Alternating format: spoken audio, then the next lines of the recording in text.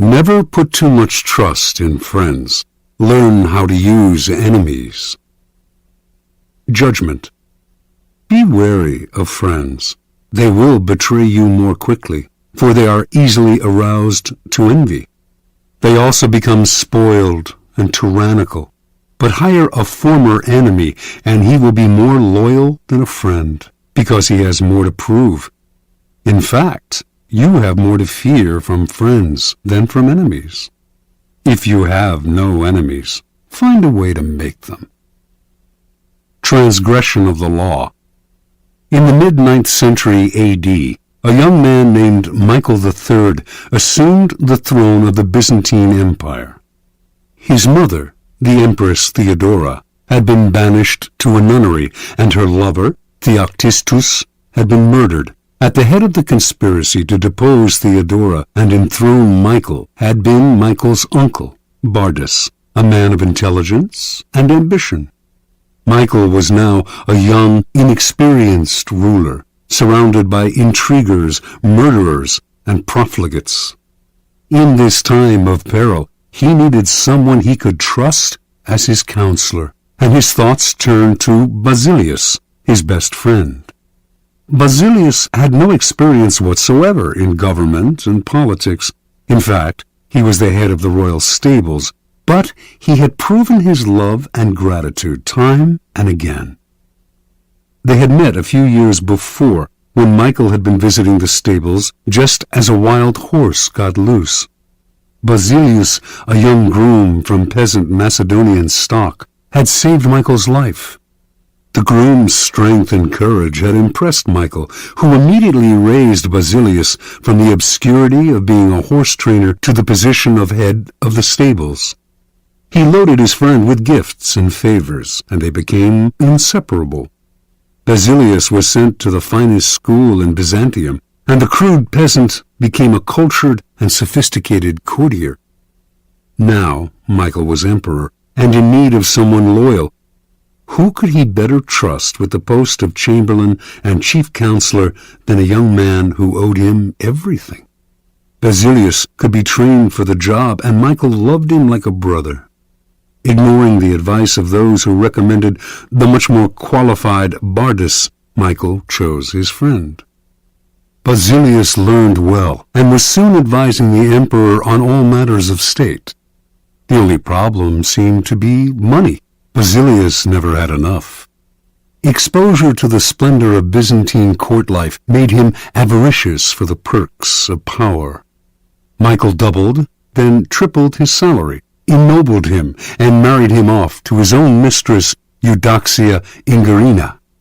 Keeping such a trusted friend and adviser satisfied was worth any price. But more trouble was to come.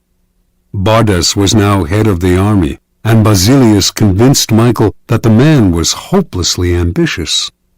Under the illusion that he could control his nephew, Bardas had conspired to put him on the throne, and he could conspire again, this time to get rid of Michael and assume the crown himself.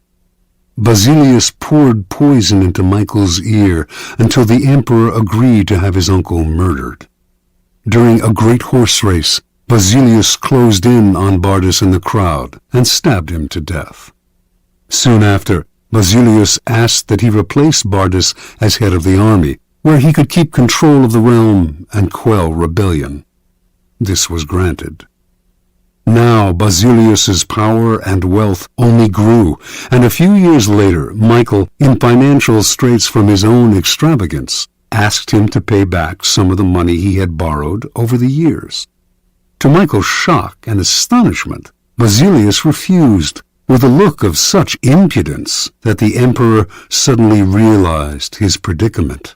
The former stable boy had more money, more allies in the army and senate, and in the end, more power than the emperor himself. A few weeks later, after a night of heavy drinking, Michael awoke to find himself surrounded by soldiers.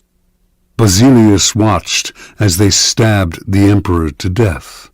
Then, after proclaiming himself emperor, he rode his horse through the streets of Byzantium, brandishing the head of his former benefactor and best friend at the end of a long pike. Interpretation. Michael staked his future on the sense of gratitude he thought Basilius must feel for him. Surely Basilius would serve him best. He owed the emperor his wealth, his education, and his position. It was only on the fateful day when the emperor saw that impudent smile on Basilius's face that he realized his deadly mistake. He had created a monster. He had allowed a man to see power up close, a man who then wanted more, who asked for anything and got it, who felt encumbered by the charity he had received, and simply did what many people do in such a situation. They forget the favors they have received and imagine they have earned their success by their own merits. At Michael's moment of realization, he could still have saved his own life, but friendship and love blind every man to their interests. Nobody believes a friend can betray, and Michael went on disbelieving until the day his head ended up on a pike. Keys to power. It is natural to want to employ your friends when you find yourself in times of need. The world is a harsh place, and your friends soften the harshness. Besides, you know them. Why depend on a stranger when you have a friend at hand? The problem is that you often do not know your friends as well as you imagine. When you decide to hire a friend, you gradually discover the qualities he or she has kept hidden. Strangely enough, it is your act of kindness that unbalances everything. People want to feel they deserve their good fortune. The receipt of a favor can become oppressive. It means you have been chosen because you are a friend, not necessarily because you are deserving.